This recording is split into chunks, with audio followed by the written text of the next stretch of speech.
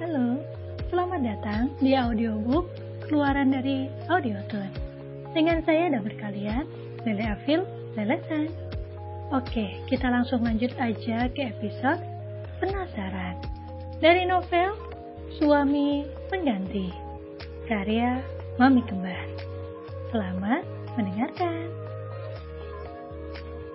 Radit kembali menjalani aktivitasnya di kantor. Semua berjalan sebagaimana mestinya. Mengenai saran dari Alia untuk mencari asisten baru, Radit sudah membuat iklan di media massa. Dia mencari asisten sesuai dengan kriteria yang ditetapkan oleh Alia istrinya.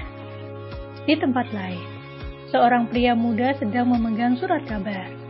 Dia baru saja membaca lowongan kerja untuk menjadi asisten pribadi Radit.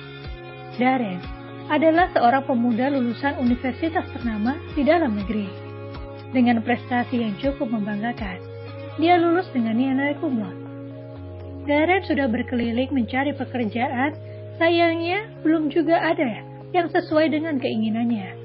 Entah kenapa, dia tertarik membaca iklan ini dan tampaknya pekerjaan ini juga menarik.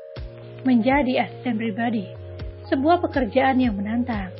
Darren bergerak cepat mempersiapkan segala persyaratan yang diminta dan berjalan keluar. Hari ini, dia akan melamar pekerjaan menjadi asisten pribadi Radit.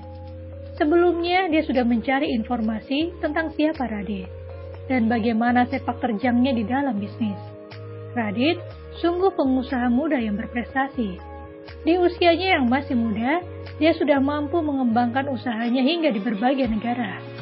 Sungguh sebuah prestasi yang membanggakan, bisa menjadi asisten pribadinya. Orang yang paling dekat dengannya setelah istri dan keluarganya. Langkah Darren mantap memasuki halaman kantor Radit. Dipandangnya gedung bertingkat yang terlihat besar, megah dan juga mewah. Perlahan dia melangkah memasuki lobi kantor, bertanya kepada resepsionis dan berjalan menuju bagian pendaftaran. Terlihat jelas, banyak orang yang sedang antri di sana. Namun, tidak menyurutkan niatnya untuk mencari pekerjaan di sini.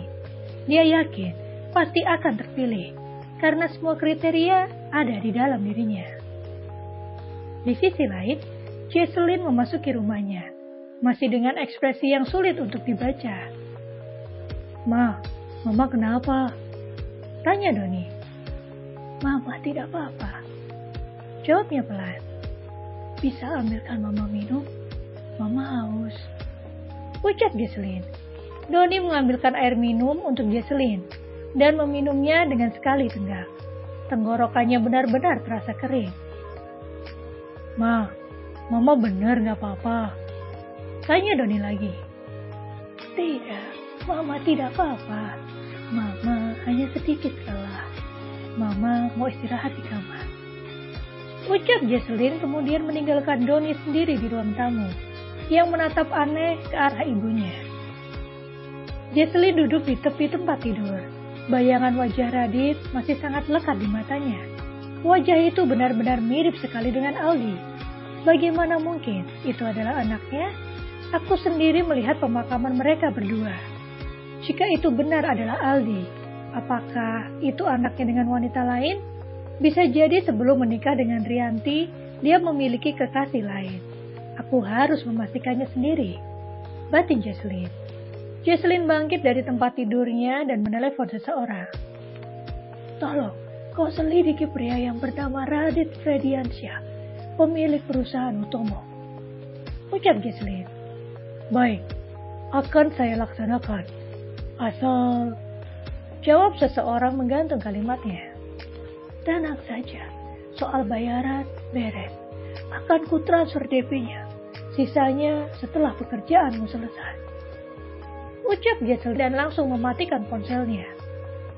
Aku harus segera memastikan siapa dia sebenarnya. Ucap Jesselyn pelan. Setelah itu Jesselyn keluar dari kamarnya menuju ke dapur. Ija, apakah makanan sudah siap? Tanyanya pada asisten rumah tangga mereka. Sudah Nyonya, jawab Ija. Segera antarkan ke tempat biasa. Ucapnya pelan. Jesselyn selama ini tinggal di luar negeri. Karirnya sebagai model mengharuskannya untuk meninggalkan anak dan suaminya. Dalam setahun, belum tentu 3 kali dia berkumpul dengan anak dan suaminya. Walaupun demikian, sebenarnya dia sangat mencintai anak-anaknya. Suaminya tidak lagi melarang, karena dia sendiri sibuk mengurus perusahaan yang diwariskan oleh keluarga Jesslyn. Keluarga Jesslyn sangat kaya, dan Jesslyn sendiri lebih tertarik dengan dunia model. Dia kini menjadi desainer ternama yang sering melakukan peragaan busana di luar negeri. Namun, kini dia kembali. Karena selain merasa lelah, Jesslyn juga berusaha dekat dengan anak-anaknya. Donnie, putra keduanya ini, baru saja lulus kuliah di luar negeri. Dan Jesslyn ingin melatihnya untuk memimpin perusahaan agar bisa menggantikan papanya. Donnie, panggil Jesslyn. Iya, Ma. Antarkan Mama ke makam Opa dan Oma, ucap Jesslyn. Ke makam? Untuk apa, Ma? Tanya Donnie heran.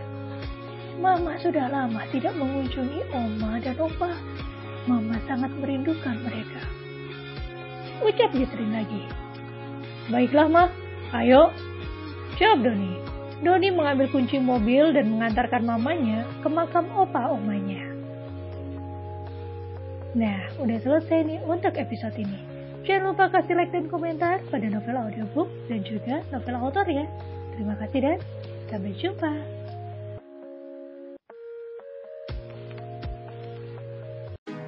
Kalau kamu mau dengar audiobook lebih banyak dan gratis, segera download AudioTune.